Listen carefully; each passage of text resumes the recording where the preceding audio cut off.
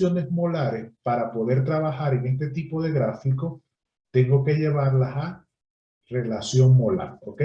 Eso es algo instrumental. Convertir las fracciones molares por las definiciones que vimos a relación molar. Pero hay que tener cuidado. ¿Qué es el error? Hay veces que se comete instrumentalmente, que se toman estos valores de fracción molar y se representan acá.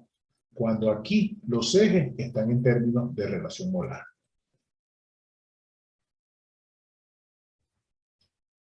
Entonces, fíjense algo. En un punto dado, por ejemplo,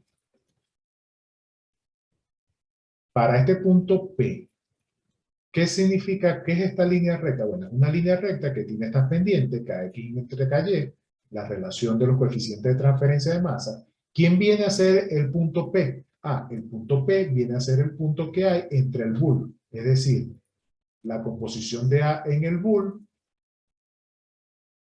la composición de, en la fase, en este caso, E, que hay en el bool, y este punto N, ¿quién viene a ser?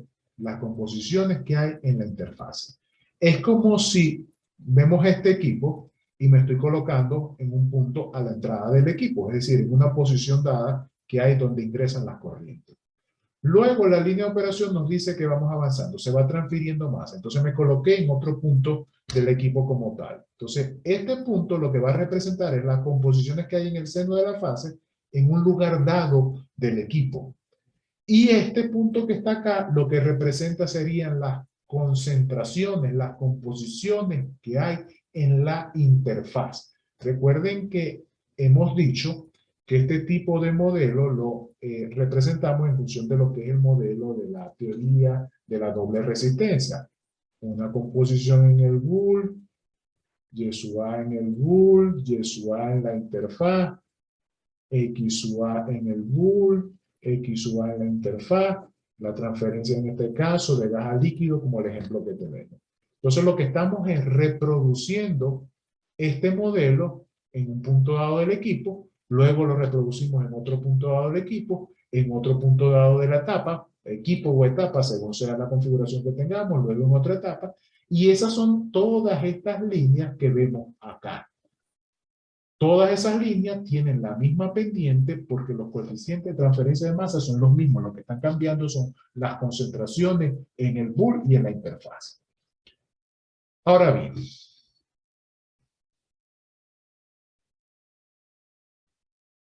voy aquí abajo otra vez a esta ecuación.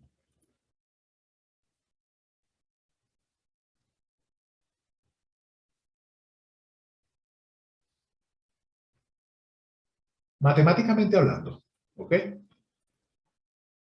Mientras mayor sea esta diferencia, mayor es el bool. Matemáticamente hablando, mientras esta diferencia tenga un mayor valor, mayor va a ser el flux. ¿Qué significa que mayor es el flux? Que mayor es la transferencia de masa. Entonces, geométricamente, ahora sobre esta figura, ¿dónde es mayor esa diferencia?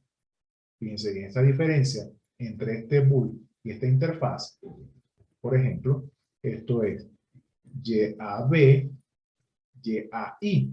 Esta diferencia es mayor a la que vamos a tener en este punto que está acá, que representa igual YAB menos YAI, donde vamos a ponerlo así, en el punto Q.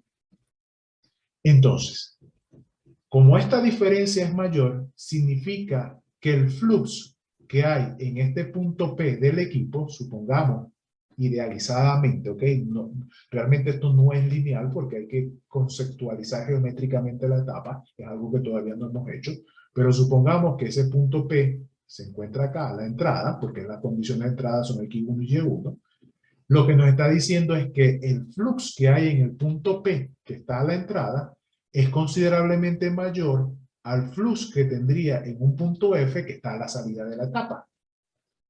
¿Por qué el flux es mayor? Porque las fuerzas de impulsión son mayores. En pocas palabras, geométricamente hablando. Vamos a limpiar un poquito esto.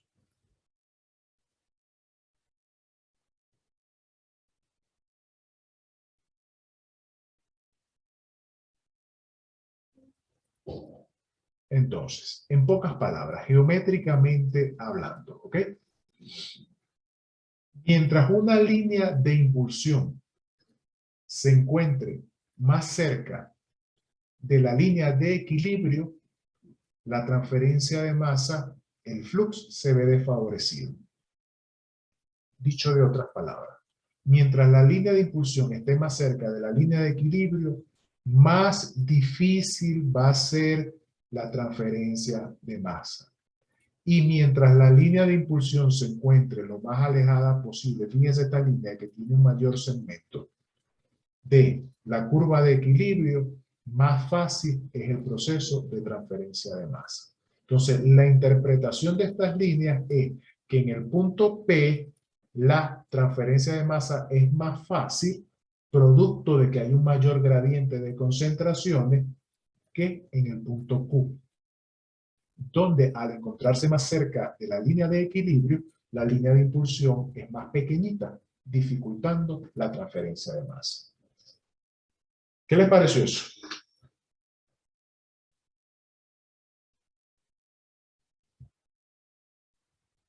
Brian, ¿cómo lo ves?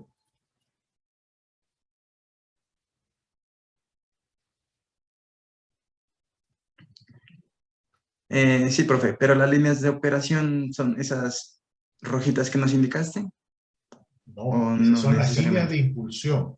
A eso. Línea de operación hay una sola, ¿ok? ¿Quién es la línea de operación? Esta que estoy colocando en azul. La que va de P a Q en una etapa real. Y en una etapa ideal llegaría a F. Listo, profe. Gracias. Fíjense, una pregunta tipo examen. ¿Qué pasa en el punto F? ¿Qué pasa con la línea de impulsión del punto F? Esa es la curva de equilibrio en un proceso ideal, dijo, ¿no? Ajá. ¿Y qué pasaría ahí con la línea de impulsión? Es nula. No hay transferencia de masa. Correcto. Esa es la respuesta. Muy bien. Es un punto. La línea de operación, de impulsión se vuelve un punto, es igual a la de equilibrio. ¿Qué pasa allí? Que al estar igualada, el gradiente de impulsión, la fuerza de impulsión que viene a ser nuestro gradiente de concentración, es infinitesimalmente nulo. Al ser infinitesimalmente nulo, cuando se alcanza el equilibrio, ya no hay más transferencia de masa. Preguntas tipo examen. Vale. De este lado, el análisis es el mismo. ¿Ok? Solo que por debajo de la curva de equilibrio. DRS, transferencia de masa. Si fuese una etapa ideal, esa línea corta el equilibrio acá. Luego vienen las curvas de líneas de impulsión. Entonces trazamos las curvas de línea de impulsión a partir de cualquier punto que tengamos acá y el análisis es el mismo. Mientras más cerca estén esas líneas de impulsión de la curva de equilibrio, más difícil va a ser el proceso de transferencia de masa. Entonces, esas líneas de impulsión, mientras más cerca estén de la curva de equilibrio, más difícil, perdón. Ahí.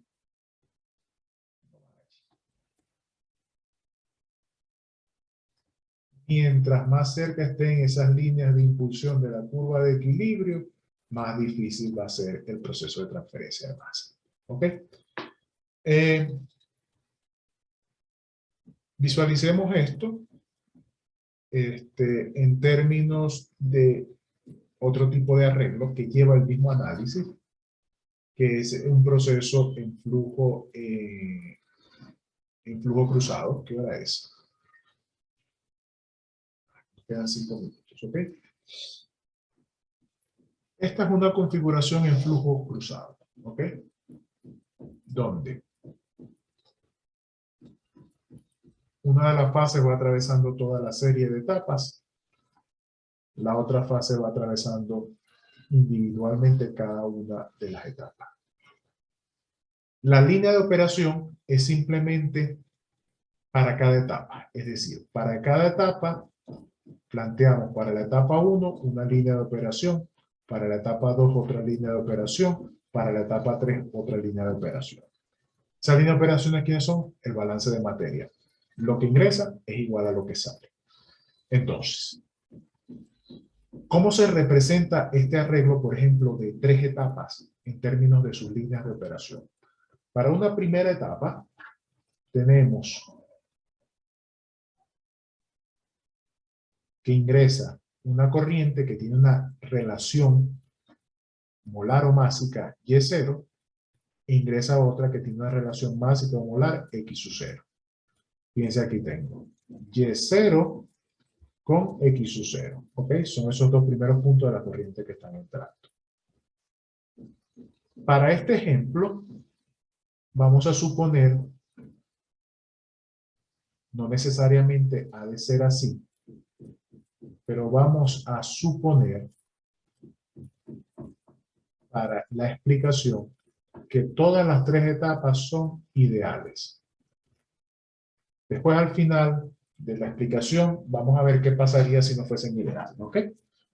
Como son etapas ideales, tomo este volumen de control, hago mi balance de materia, el producto de las flujos molares libres de compuestos que se extrae por las relaciones molares que ingresan, es igual a los que salen, y encontramos entonces la línea de operación de la etapa 1. Como hemos dicho que es una etapa ideal, esa línea de operación va a terminar en ese punto que llamamos